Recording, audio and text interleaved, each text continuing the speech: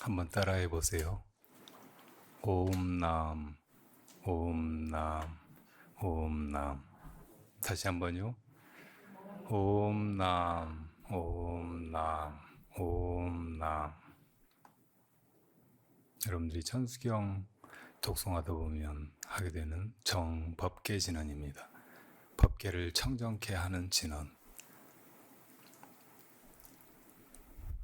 이 세상은,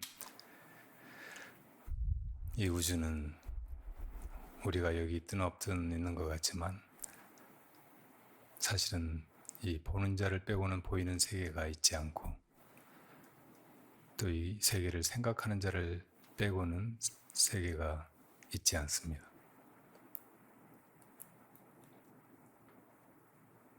방금 무엇이 옴남 옴남 옴남 했어요?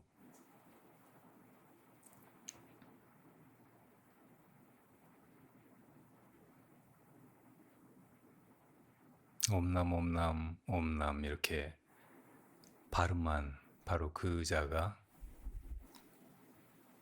우리의 근원 마음이고 그 세계 그 마음 자리에서 옴남 옴남 옴남 하는 이 소리가 울려 나오듯이 이 세계 또한 거기서 벌어져 있습니다.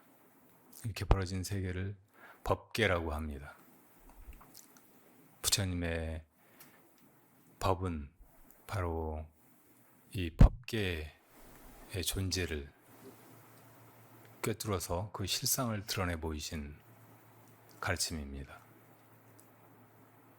부처님이 이 세계를 꿰뚫어 보니 이 세계가 다 마음으로 건립된 것이고 마음으로 된 것이고 따라서 우리 마음이 어떠한가에 따라서 이 세계도 어떤 때는 좋은 모습으로 장엄한 모습으로 한결같은 모습으로 있기도 하고 또 어떤 때는 참으로 무상하고 추악하고 험한 모습으로 요동치면서 우리를 또 살기 힘들게 하고 덧없이 나고 죽으면서 고통당하게 하는 것입니다. 일체 유심조라고 하죠. 모든 게 다 마음으로 이루어지는 것이라서 우리 마음이 어떠한가에 따라서 우리가 몸담아 살아가고 있는 이 세계 또한 살만한 세상이 되기도 하고 참으로 가혹한 모두에게 그저 고통일 뿐인 참으로 두렵고 암담한 세상이 되기도 하는 것입니다.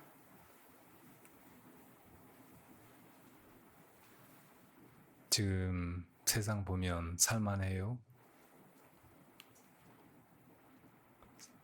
지금 우리나라 꼴을 보면 볼만해요?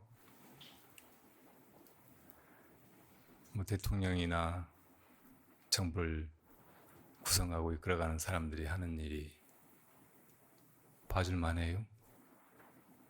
잘 뽑은 것 같아요?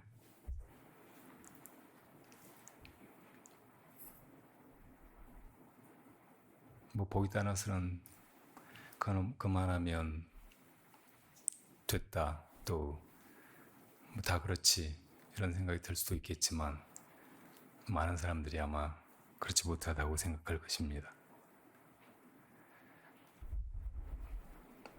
우리가 무시로 바라보는 하늘이나 또 철 따라서 만물이 성장하고 열매를 맺고 꽃 피고 또 항상 가지로 남고 하는 순환하는 계절 속에 만물은 그대로 보기 좋고 아름답고 그 안에 생명력, 활기 또 의미를 다 담고 있는 것처럼 보입니다. 정신 차리고 보면 그리고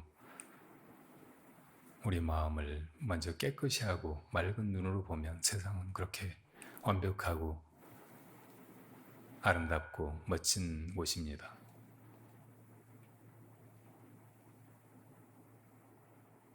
이 세상이 험하고 추악하다고 해도 그 세상을 어떻게 바로잡고 좋게 만들려고 뛰어다니면서 애쓰는 것보다 먼저 해야 될 일은 우리 자신의 마음을 돌아보고 우리 마음이 바른지 깨끗한지 본래 제자리에 있는지 살펴야 할 것입니다.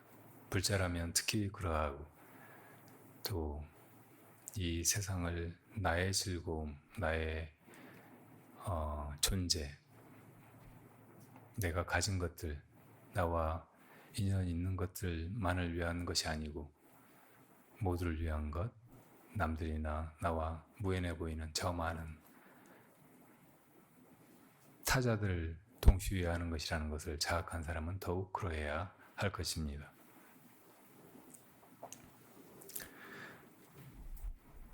부처님이 보시기에는 지금 세상은 좋지 않은 세상입니다. 시간대가 오탁악세라고 하죠. 시간대가 좋지 않은 걸 겁탁이라고 해요. 우주적인 시간 속에서 우주가 기복이 있고 이 소급 가운데 20번씩 좋아졌다 나빠졌다 이렇게 하기 때문에 어떤 때는 마치 천상세계처럼 아주 살기 좋고 모든 것이 다 풍족하고 거기 사는 중생들도 다 행복해하면서 온갖 것들을 누리고 편안하게 살아가지만 지금은 그렇지 못한 세상이라는 거죠.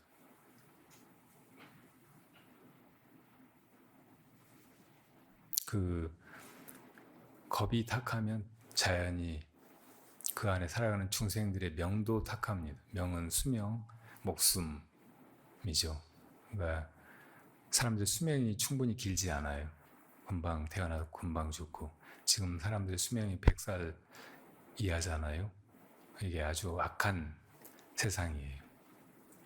아주 좋아졌을 때는 84,000세까지 산다는데 지금 까마득하게 못 미칩니다. 제일 좋지 않을 때는 사람 수명이 10살이라고 해요. 평균 수명이. 곳곳에서 전쟁이 나고 기아나 부족함에 시달리고 또 자연재해가 빈발하고 그래서 거의 사는 것이 산다고 할 수 없을 만큼 그냥 죽음에 내몰리다가 그냥 파리목숨처럼 죽어나가는 그런 시대가 최저점이고 지금은 그보다 조금 나아졌지만 아직 사람들이 충분히 오래 살면서 죽는 걸 잊어버리고 그래도 행복하게 한 500년이 아니고 84,000년 동안 살 수 있는 그런 시대에는 까마득히 멀었잖아요. 이게 명탁의 세상입니다. 이 세계에 태어나는 중생들은 중생 자체가 탁해요. 마음이 깨끗하지가 않고 마음이 깨끗하지 않으므로 자연히 그들이 살아가는 법계 또한 그렇게 깨끗하지 않고 또 모든 것이 다 여유롭고 만족스럽지 않습니다. 중생이 탁하다는 건 세상을 보는 그 관점이 탁하다는 거예요. 이 세상을 바르게 보면 이것은 마음에서 벌어진 세계이고 또 저마다 자기 마음을 닦아서 지금 불완전하고 부족하다면 그걸 다 깨끗이 하고 본래 자리로 되돌려서 깨달음에 이르는 그런 수행의 도량으로 여길 텐데 그렇지 못하고 그냥 세상에 덧없고 너무나 보잘것없는 그런 즐거움만을 찾아서 동분서주하고 서로 다투고 서로 괴롭히고 서로 죽이기까지 하는 그런 세상이라는 말이죠. 그렇게 잘못 보니까 잘못 살아가는 거고 잘못 살아가는 것을 업이 나쁘다고 하죠. 그래서 업도 탁한 세상입니다. 이렇게 5가지가 다 좋지 않아서 오탁악세라고 하는 거예요. 좋은 것은 청정한 것이고 좋지 않은 것은 탁한 것입니다. 아주 더러운 세상이에요. 그렇게 더러운 세상의 이유는 내가 더러워서 그래요. 내 마음이 본래 청정한 것인데 공연히 나라는 근본 무명을 일으키고 그 나가 욕심부리고 남들하고 싸우고 미워하고 그렇게 하면서 이 소중한 목숨을 시간을 허비하고 있으니까 그걸 탁하다고 하는 거예요.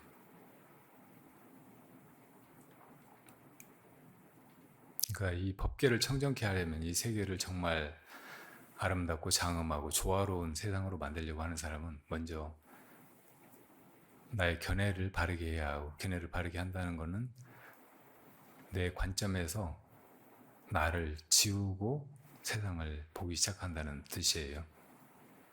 나를 앞세우면 절대 세상을 바르게 보는 것부터 불가능하고 바르게 살아간다는 건 더더군다나 꿈도 꾸기 어렵습니다.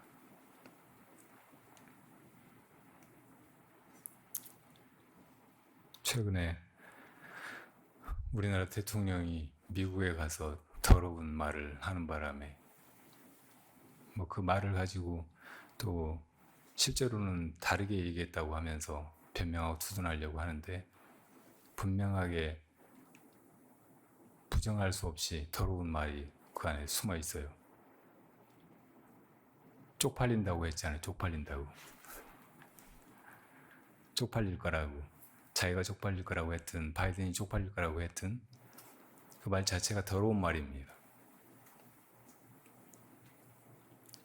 원래 감옥 같은 데서 조폭 집단이나 범죄자들이 쓰는 말이에요. 쪽은 얼굴을 말하고 이게 많이 팔리면 그런 범법자들은 무슨 사건이 벌어져가지고 수사하려고 하면 제일 먼저 혐의를 받고 불려가서 조사를 받게 되잖아요. 살 수가 없게 되는 거예요. 쪽이 팔리면. 그러니까 망신스럽다, 창피하다 이런 말을 감옥에서 사람들이 쪽팔렸다고 하는 거예요. 그걸 막 조사하던 검사나 수사관들이 그런 말을 이제 많이 들으니까 자기들도 쓰게 됐잖아요. 그러니까 일반인들도 지금은 다 쓰고 그냥 예사로 쓰고 사는 사람들도 많을 거예요. 근데 이 얼굴이라고 하는 좋은 말을 놔두고 왜 그걸 쪽이라고 해요? 이게 알려지는 거 나쁜 일 아니잖아요. 자기가 당당하게 살아가고 자기 모습이 좋으면 그게 알려주는 거 좋은 일이고 반가운 일이고 즐길 만한 일이라고.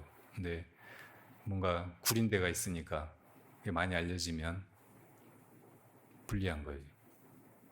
그러지 않기를 바라고. 팔린다는 말도 나쁜 동기에서 쓰고 있는 거예요.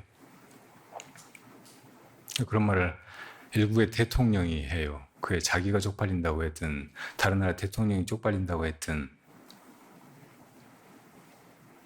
정말로 국민 모두가 다 쪽팔리게 돼버렸잖아요.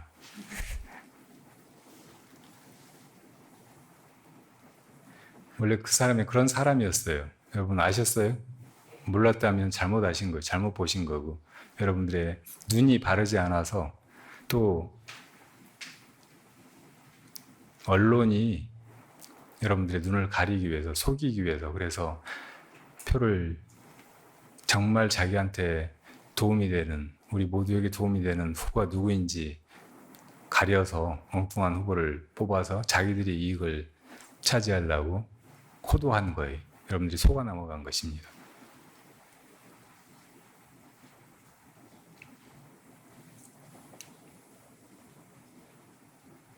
사실은 자기 눈이 없는 사람들이 세상을 살아간다는 것이 온통 속는 일이에요. 우리가 눈이 밝지 않으면 또 주위가 어둡다든지 길을 착각한다든지 그러면 잘못도 있고 구렁텅이에 빠지기도 하고 잘못된 길로 가기도 하고 할 수 있잖아요. 근데 이 세상 사는 데는 이 육안보다 더 필요한 것이 지혜의 눈입니다. 마음의 눈이고 이 눈이 있어야 세상을 바로 볼 수 있고 존재의 본질을 꿰뚫어 볼 수 있고 그리고 모든 것의 근원인 자기 마음을 자각할 수 있습니다. 우리의 눈은 이 육안은 항상 밖에 있는 것밖에 보지 못해요. 게다가 충분히 지혜롭지 못해서 밖에 뭐가 보이면 있다고 착각하고 안 보이면 없다고 생각합니다. 오직 내면의 눈이어야 밖에 있지 않은 것도 볼 수 있고 안에 있는 것을 있다고 알 수 있고 눈에 보이지 않아도 그것의 존재를 꿰뚫어 볼 수 있습니다. 수행에서 깨닫는다는 것은 밖에 보이는 어떤 대상을 알아보는 것이 아니고 이 모든 것을 보는 자기의 눈을 자각하는 것이에요. 마음의 눈을 깨닫는 것입니다. 그것이 이 세상을 보니까 이 세계가 있고 또 그것으로서 존재를 알아보고 자기 존재를 자각하는 것이니까요.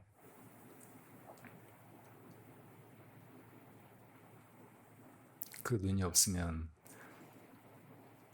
되는 대로 살게 돼요. 엉망진창으로 살게 되고 환영에 끌려가고 사는 것이 어지럽고 온갖 추태를 보이게 되고 함부로 행동하고 함부로 말하게 되고 생각은 물론이고 삼업이 깨끗하지 않은 거예요.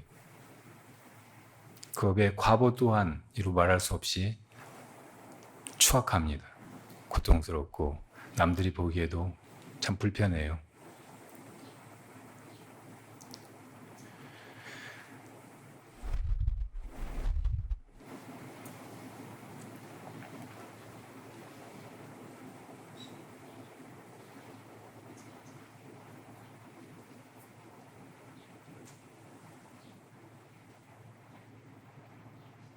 지금 러시아하고 우크라이나 사이에는 수많은 사람들이 죽어나가는 전쟁이 벌어지고 있고 여러 차례 전쟁을 종료할 수 있는 협상이 이루어지지 못하고 더 험한 전쟁으로 어쩌면은 핵전쟁이나 두 국가 간의 전면전이 벌어질 수 있는 상황으로 치닫고 있습니다. 수많은 다른 서방의 국가들이 우크라이나를 지원하고 러시아를 침략국이라고 규정하고 응징하려고 하고 이 사이에 수많은 나라의 시설들이 파괴되고 사람들이 죽어가고 있어요. 이제 핵전쟁이 벌어지면 어떻게 될지 모르죠. 세계대전이 될지.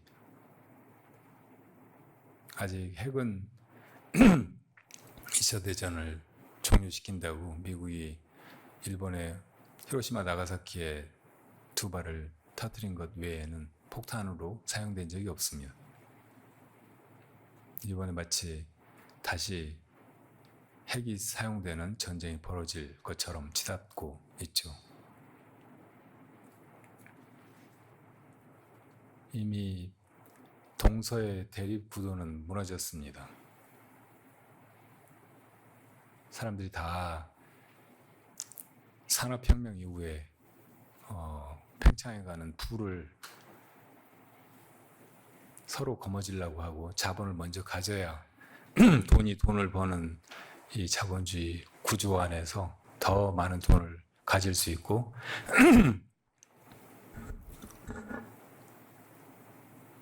또 세상이나 이 사회를 지배할 수 있으니까 돈 하면서 그렇게 굴러가다가 수많은 사람들이 인권과 생존의 권리를 위협당하고 그러면서 이제 그런 어떤 자본주의의 폐악을 근본적으로 없애는 사회혁명을 일으켜야 한다고 마르크스 레닌이즘이 이제 곳곳에서 실제로 그런 역사적인 실험을 하고 많은 나라가 사회주의 체제를 이루고 그래서 뭐 재산을 국유화하고 공영화하고 하면서 같이 일하고 같이 잘 먹고 잘 살겠다고 했는데 자본주의와의 어떤 대립 구도에서 패배했잖아요. 생산성이 부족하고 자본주의 진영에서는 그 전에 이제 가진 사람들이 더 많이 가지고 없는 사람들은 계속 쪼달리다가 나중에는 봉기에서 혁명을 일으키고 그래서 공산주의 세상이 된다고 했는데 그런 방향으로 간 게 아니고 점점 국가 경제가 성장하고 그걸 나누고 많이 가진 사람들은 더 많이 가지게 되지만 그렇지 않은 사람들도 전체적인 국가 경제의 규모가 커지니까 그래도 먹고 살고 하는 것이 옛날보다 나아지고 그러니까 굳이 공산주의 혁명을 기다리고 거기에 동참하고 할 마음이 없이 그냥 이렇게 살아왔죠. 그러니까 공산주의 이론이 맞지 않은 거예요. 그러니까 한 폐쇄된 경제 체제 안에서의 그 경제 논리만 생각했지 밖으로 교역이 이루어지고 경제 자체가 성장하고 하는 것을 보지 못한 거죠. 그러니까 이제 차례대로 공산 진영의 국가들이 무너지고 다 지금은 개방하고 자유화해서 시장경제 체제로 들어섰잖아요. 근데 이제 국가 간의 대립과 갈등, 이리저리 이제 진영이 블락으로 엮이고 또 이제 다른 진영 사람들하고 대립하고 막 하면서 국가 이익을 절대화하고 그런 명분으로 이제 전제 권력에 가까운 권한을 가진 사람들이 대통령이나 다른 국가 수반의 이름으로 전쟁을 일으키고 그럼 사람들은 꼼짝없이 거기 동원되고 징집하면 끌려나가서 싸우고 그러다 죽고 해야 되잖아요. 이런 불행이 혁명 이전이나 이후나 이렇게 이제 세계 모든 나라들의 부가 팽창하기 전이나 후나 똑같이 벌어지고 있는 거예요. 뭐 때문에 그런가요? 다 사람들의 탐진치 때문입니다. 나다 하는 생각, 어리석음, 이것이 그게 이제 집단적으로 뭐 국가라든지 우리 사회, 우리 동족 이것을 동일시해서 우리가 이겨야 된다, 우리가 손해보면 안 된다, 우리가 더 앞서 나가야 되고 더 잘 돼야 된다 이런 생각 때문에 그런 경쟁이 있고 다툼이 있고 그래서 결국은 싸움이나 전쟁도 벌어지는 것이잖아요.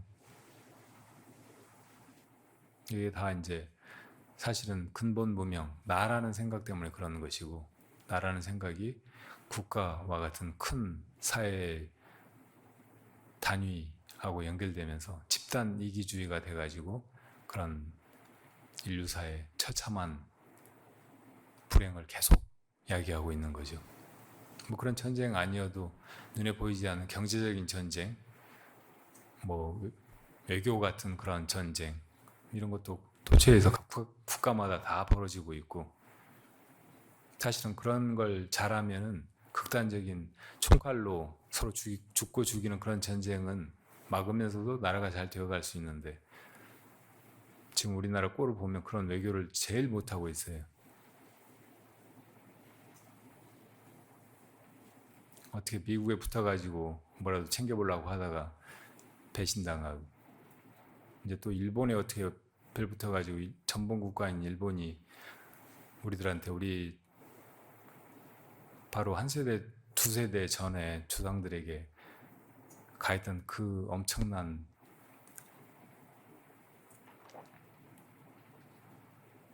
살상과 도륙과 침략과 약탈을 오히려 우리가 잘못한 것처럼 가서 빌고 어떻게라도 정상이라도 해보려고 하고 그래서 옛날처럼 평화로운 그런 관계가 아니고 주종관계로 다시 그렇게 되돌리려고 하는 어리석은 짓을 외교라고 하고 있어요. 이거 우리가 다 동의했던 거예요? 그걸 동의해서 그런 사람을 대통령으로 뽑았어요?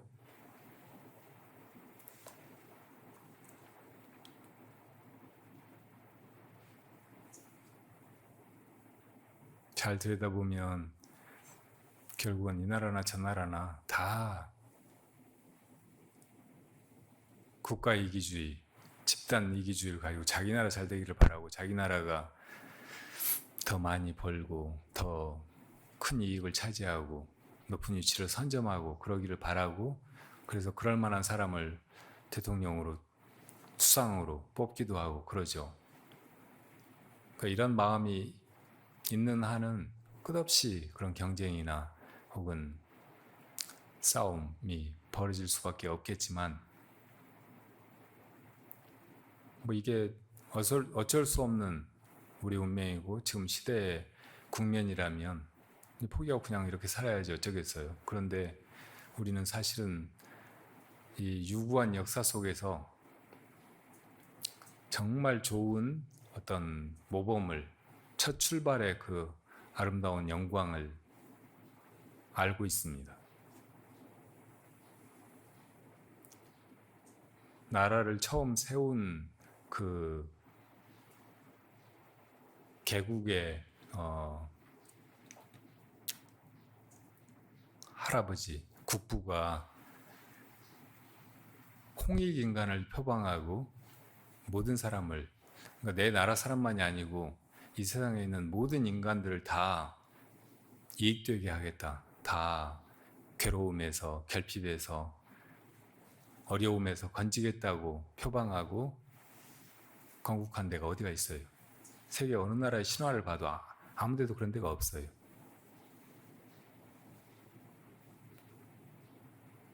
유대인들은 구약 성경이 자기들의 역사라고 말하잖아요. 거기도 보면 신까지도 내가 너희를 보살피고 선민으로 선택해서 끝까지 세상을 다 지배하게 하겠다고 그러고 있어요.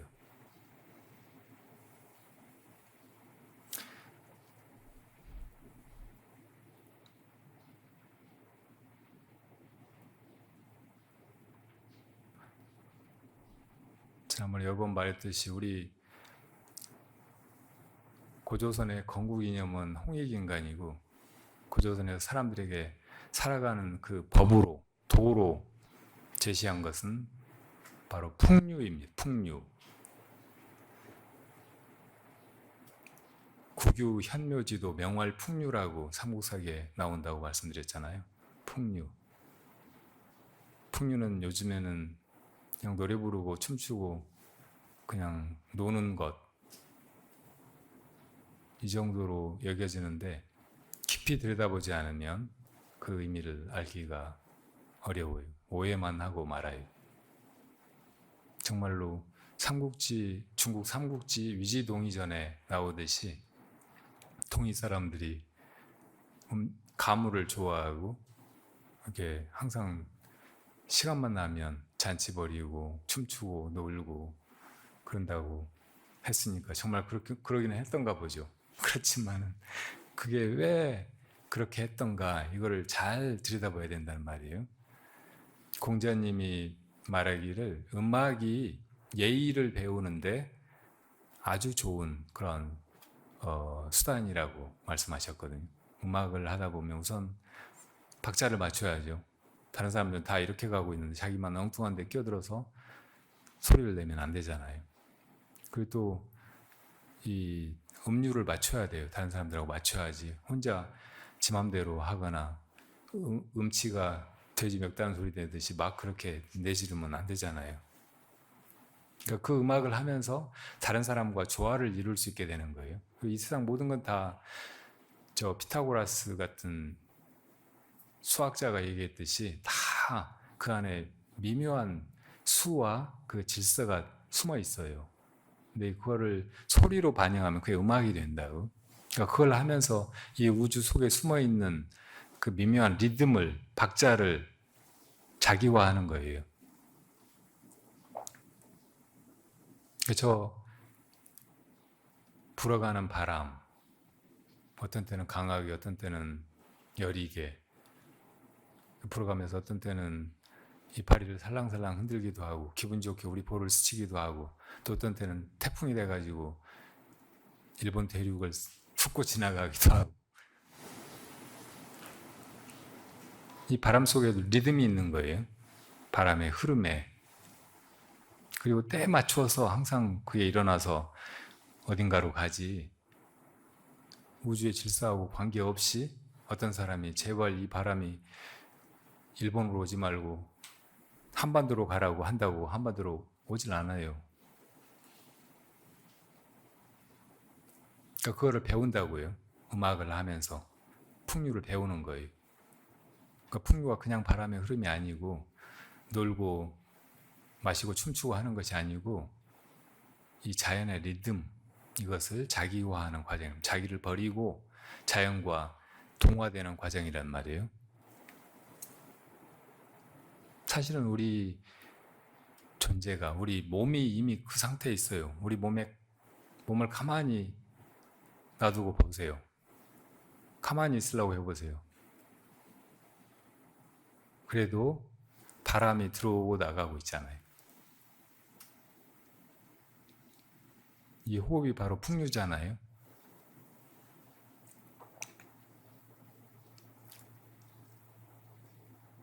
정말 우리 조상들이 어떤 정신을 가지고 살았는지, 그리고 왜 홍익인간이나 풍류 같은 걸 이야기했는지 알려면은 우리 말을 잘 추적해 가보는 것도 좋은 방법이에요. 숨 쉬다. 우리 말에서 많은 그 말이 어근이 명사와 동사가 똑같아요. 잠을 자다. 꿈을 꾸다. 무슨 짓을 짓다. 뭐 기본적인 것들은 대체로 다 그렇게 되어 있어요. 먹는 거. 먹을 것이 뭐예요? 먹이를 먹다. 밥이라는 말은 또 이제 다른 데서 왔겠지만 특히 이제 쌀을 주식으로 하면서 생겨난 말이 밥이겠지만 원래는 이제 먹는 걸 다 먹이라고 했단 말이에요. 먹이를 먹다. 다 같이 명사와 동사가 같은 어근을 가지고 있죠. 숨을 쉬다, 이것도 저는 같다고 생각해요. 왜 쉼을 쉬다 이렇게 안 하고 숨을 쉬다 그랬을까요?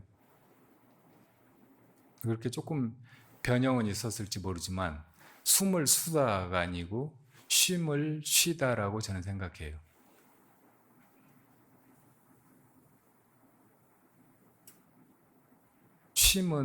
숨은 쉬는 거예요, 사실은. 쉰다는 말은 들이쉬고 내쉬고 하는 것을 뜻하기도 하지만 멈춘다 그런 말도 있잖아요.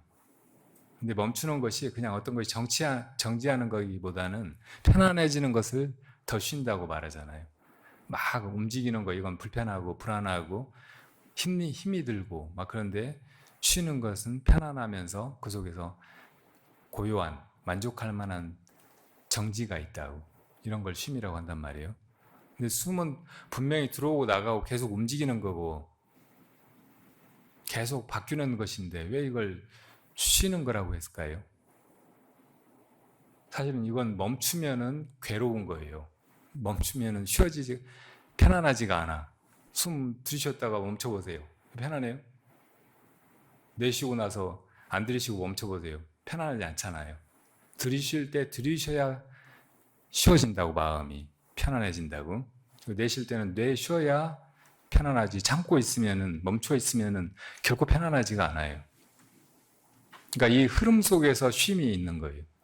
이것이 우리의 호흡이라고, 숨이라고. 들이쉴 때는 들이쉬고 내쉬는 내쉬고 이 속에서 우리가 편안해하는 거예요. 이렇게 숨을 쉬어야 인간이에요. 살아있는 것이에요. 그래야 그 삶이 만족스럽고 편안한 거예요. 최소한 막 고통스럽고 정신없고 혼란스럽지가 않다고. 숨 막히고 숨 가쁘고 숨도 못 쉬게 괴롭지가 않단 말이에요. 그러니까 이 말이 진정한 휴식은 흐름 속에 있다는 말이지 그냥 무작정 멈추는 것이 아니란 말이에요. 무작정 멈추는 건 죽음이에요. 아주 고통스러운. 그러니까 그때그때 쉬어야 될 때는 숨을 들이쉬어야 될 때는 들이쉬고 내쉴 때는 내쉬어야 된다고. 흐름을 타야 돼요.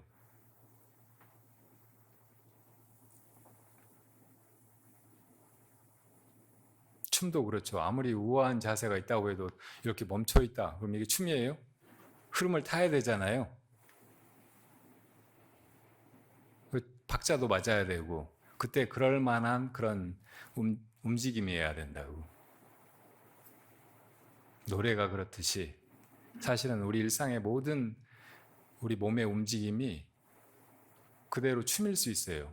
그 분위기라든지 그 상황이라든지 또 그 내면의 리듬, 우주의 질서하고 맞을 때는, 그러니까 이런 흐름 속에서 태어나서부터 죽을 때까지 살아가는 거, 이것이 도라는 거예요. 이것이 사람이 살아가는 방식이고 가장 바람직한 인생이라는 거예요. 이게 풍류의 도라고. 그렇게 숨쉬고 그렇게 움직이고 그렇게 춤추고 그렇게 노래 부르고 뭐 정신없이 살다가 정신없이 막 애쓰고 고생하고 막 하다가 자 이제 좀 쉬자 하고 그냥 잠들어 버리거나 아무것도 안 하고 퍼질러 있거나 그런 게 진짜 휴식이 아니고 우리 삶 전체가 그 리듬을 타고 상황에 맞게 언제나 자연스럽게 그리고 그 안에 휴식 있게 이렇게 움직여가면 이것이 사람이 사는 일이라는 거죠.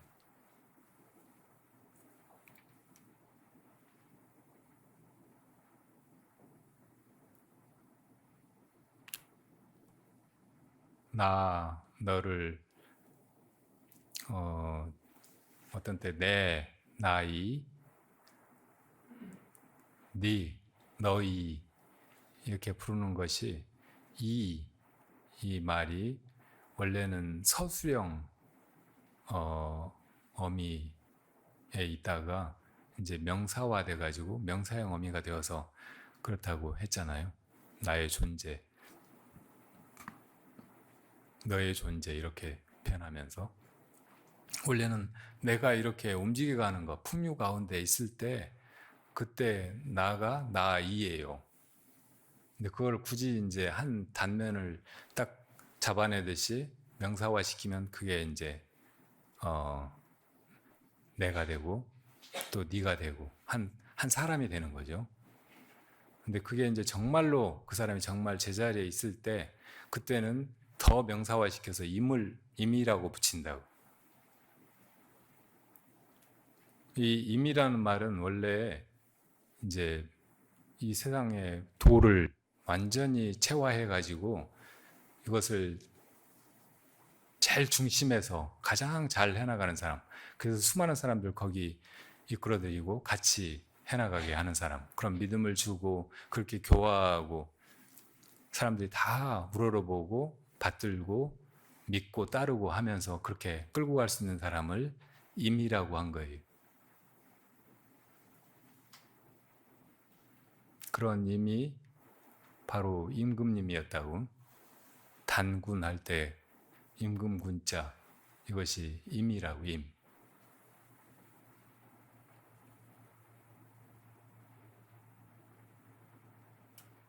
원래 단군이 우리 시조 할아버지가 그런 임이었단 말이에요. 그분이 가르친 게 풍류라고.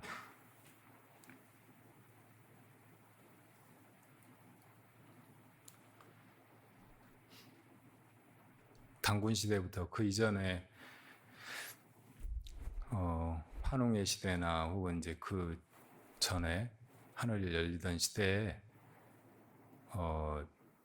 우리들에게 전해졌다고 하는 천부경에 보면 일시 무시일로 시작하고 끝은 일종무종일로 끝나잖아요. 모든 것이 하나가 되어서 그렇게 풍류 속에서 그렇게 돌아가기 시작하는 그 시점이 이제 하나라고 하면 거기에서 이 모든 것이 다 생겨난 거예요. 근데 그 시작은 어느 시점에 시간 속에 있는 것이 아니에요. 그래서 시작함이 없는 하나라고 되어 있다고.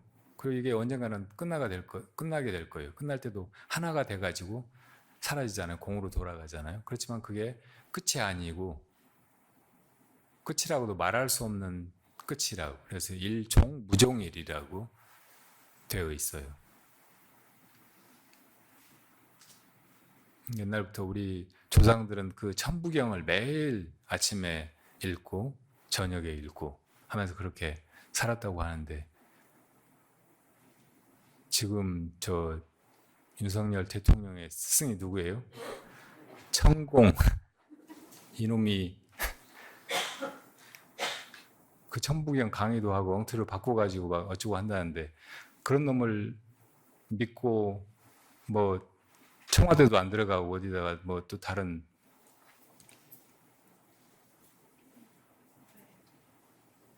그러면서 온갖 문제를 낳고, 뭐 국방의 문제라든지 혹은 교통의 문제라든지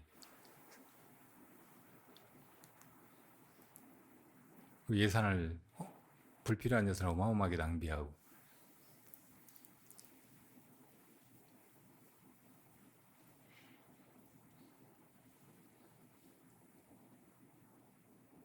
천공이 하라고 해서 그랬다면서요.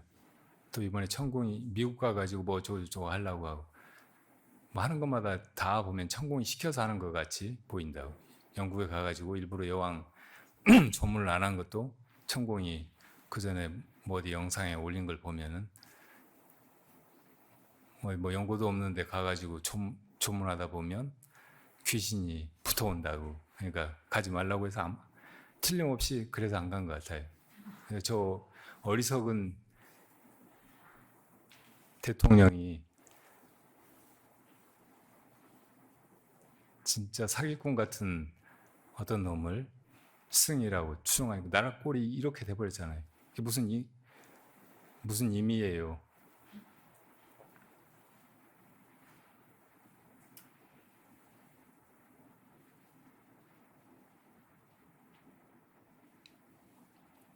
누구를 탓하겠어요? 다 우리 마음 탓이고, 우리가 마음이 충분히 밝지 못하고 탐진치에 가려서 이렇게 살아가다 보니까 정신없이.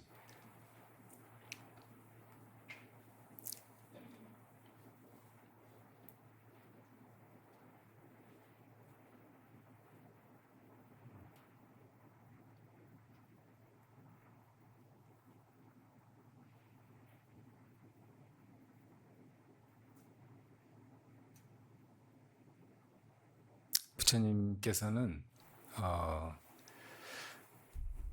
우리와 똑같이 이 세상에 오셔서 인간의 몸을 하고 음식도 드시고 걷기도 하시고 주무시기도 하고 하면서 이렇게 한 생을 살아가셨죠. 근데 그게 얼마나 은혜로운 일인지 몰라요. 이미 존재의 그 자리에 돌아가신 분, 법신을 얻으신 분이 다시 인간의 몸을 하고 화신으로 이렇게 오셔서 우리들에게 어떻게 살아야 할지, 이 인생이 왜 이렇게 되어가는 것인지, 이게 만약에 괴롭고 무의미하고 하다면 어디로 가야 그 괴로움이 없는, 그리고 순간순간 모든 것 속에 의미가 담긴 그 열반으로 나아갈 수 있는지를 몸소 보여주셨으니까요. 그러니까 부처님의 눈으로 보면 지금 이런 세계도 하나도 문제가 없어요. 그대로 불국토 오고 부처님의 그 마음, 불심과 조금도 다르지 않은 아주 여여한 진리의 세계일 뿐이죠. 그러니까 우리도 부처님의 제자라면 다시 우리의 본래 마음으로 돌아와서 이 세계를 보고, 이 세계에 혹시 뭔가 잘못되고 미혹하고 보기 힘든 더러운 것이 있다고 해도 여기서부터 다시 세계를 청정케 하고 아름답게 하고 조화롭게 하고 다시 법계로 풍류의 세상으로 바꿔나가야 합니다. 자, 언제나 하는 얘기는 다 똑같은데, 자, 이것이 무엇인가 이렇게 물어야 돼요. 이것, 지금 이 세계를 보고 있는 이것, 또 이 손발을 움직이고 걷고 음식을 먹고 또 이렇게 살고 언젠가 죽고 하는 이것이 무엇인가? 이것이 바로 진짜 존재, 모든 것의 주인, 참 나이고, 이것이 드러난 세상이 내가 주인이 된 세상이고, 진짜 민주주의의 그 극점이고, 불국토고, 아무것도 모자람이 없는 그런 완성된 퍼펙트한 그런 세계입니다.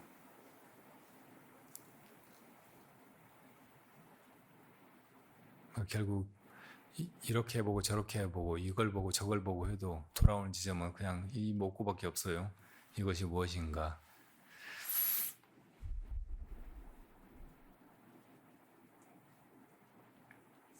이것은 바로 모든 것의 근원, 그리고 지금 이 순간에도 나를 숨쉬게 하고 손발을 움직이게 하고 말도 하게 하고 생각도 떠올리고 어떤 의지도 일으키고 하는 그 주인, 이것을 가리키는 거고, 부처님이 그걸 깨달으신 거고 그걸 가리켜 보이셨으니까 내가 그것을 나도 깨달으려고 이것에 마음을 돌이키는 거예요. 밖으로만 치닫던 마음을, 이것저것 분별하던 마음을 여기로 주의를 돌이키는 거죠. 먹고, 이것은 의문사인데 무엇, 이 말부터 우리가 많이 요즘에 쓰는 멋이라는 말 있잖아요. 멋.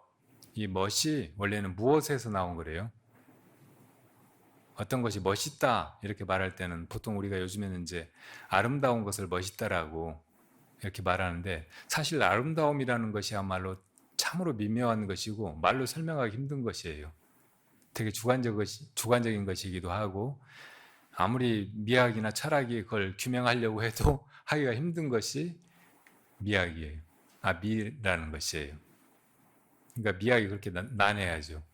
옛날에 타고르가 굉장히 부자여서 자기 집이 큰 영지여 가지고 가운데 강이 흐르고 가끔은 이제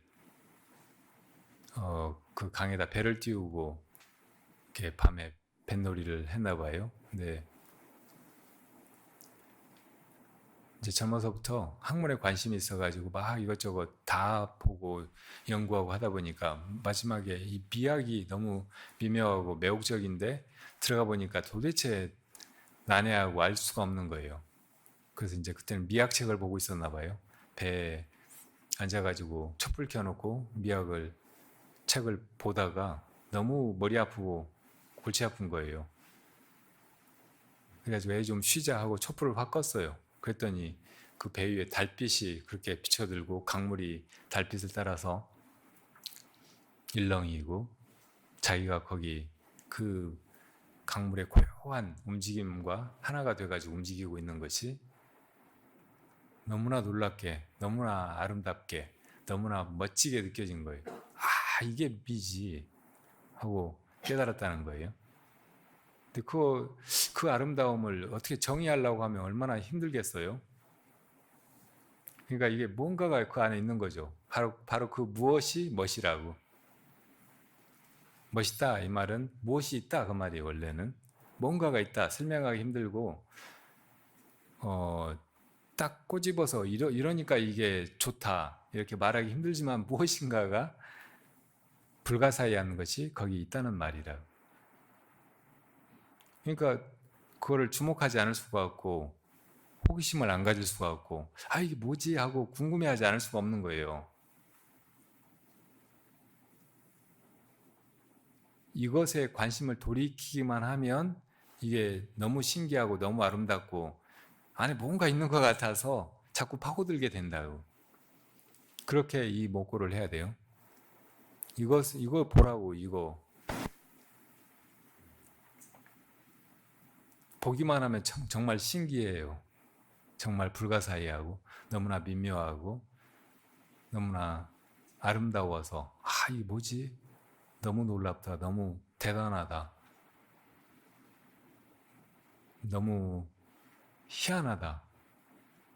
이런 생각으로 주의를 뗄 수가 없고 계속 그걸 보게 되고 더 알고 싶고 더 궁금하고 더 의심이 난다고. 이렇게 해야 된다고요. 억지로 막 하려고 해서는 안 돼요. 음악 배울 때 좋아서 배워야 잘 배우잖아요. 너무 음악을 좋아하는 사람은 하려고 하지 않아도 노래가 다 배워져 버려. 조금 몇 번 듣다 보면. 그렇게 배워야 된다.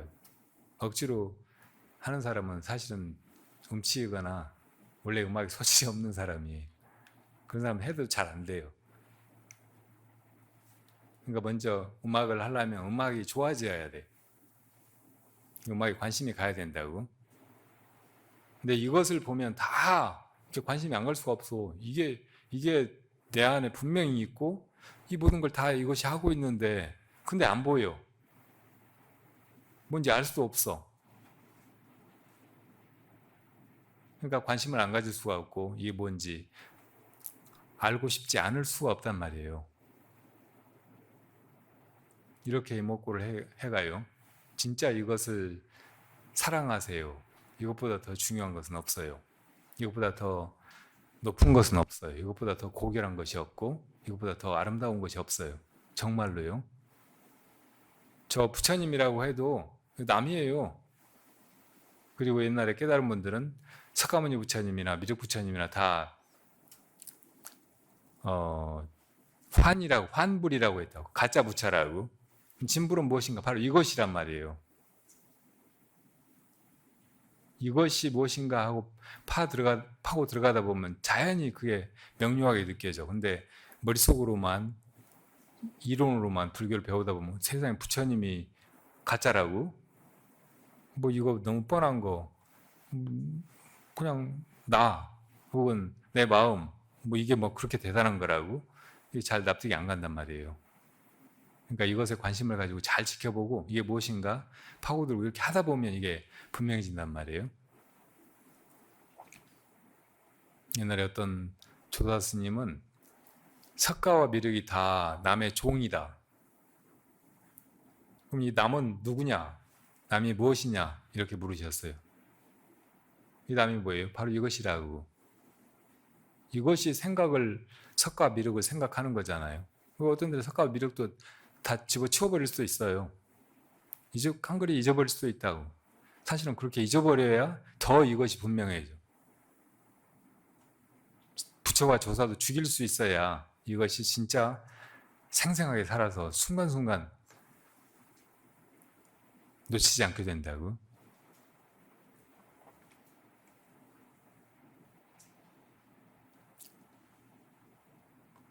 임세종의 옛날 남원 도웅인가 하는 선사가 풍열연소를 제자로 데리고 있었어요. 남원 도웅이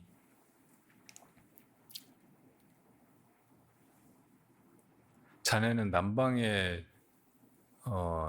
주장자 한 방망이를 어떻게 생각하는가 그렇게 물었어요. 이 남방의 남종선이 보통 이제 이것을 이렇게 주장자 드는 거, 주장자 내려치는 거, 이 스님들이 꼭 가지고 다녀야 되는 것이 육환장이거든요. 주장자. 그래서 이 주장자 가지고 법문을 많이 했어요. 그래서 이 주장자를 어떻게 생각하느냐고 그러니까 제자가 풍열연소가 기특하다고 생각합니다. 그런데 이곳에 지금 이제 남원 도웅 회상의 방망이는 어떻습니까? 이렇게 물었어요. 그러니까 남원 도웅이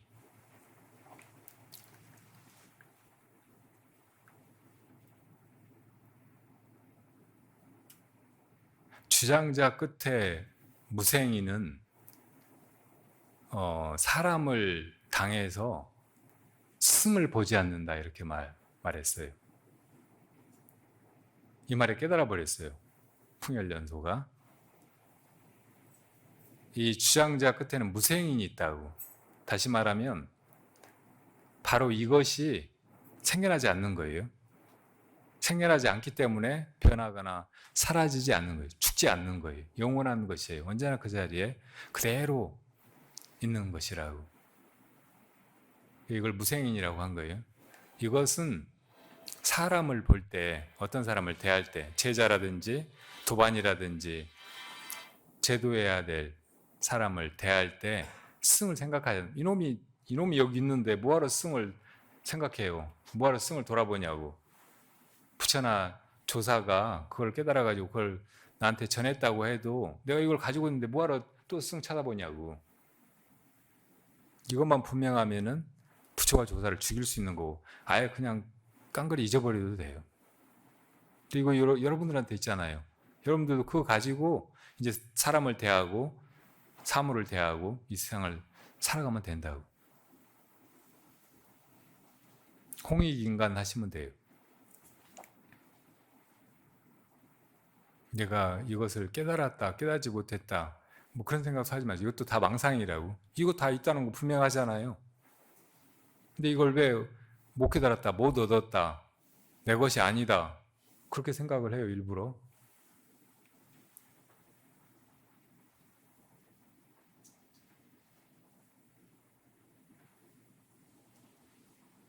자, 이것이 무엇이에요?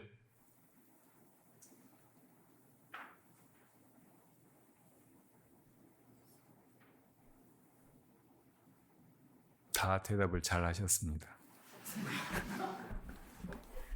오늘 법회는 이것으로 마칠게요.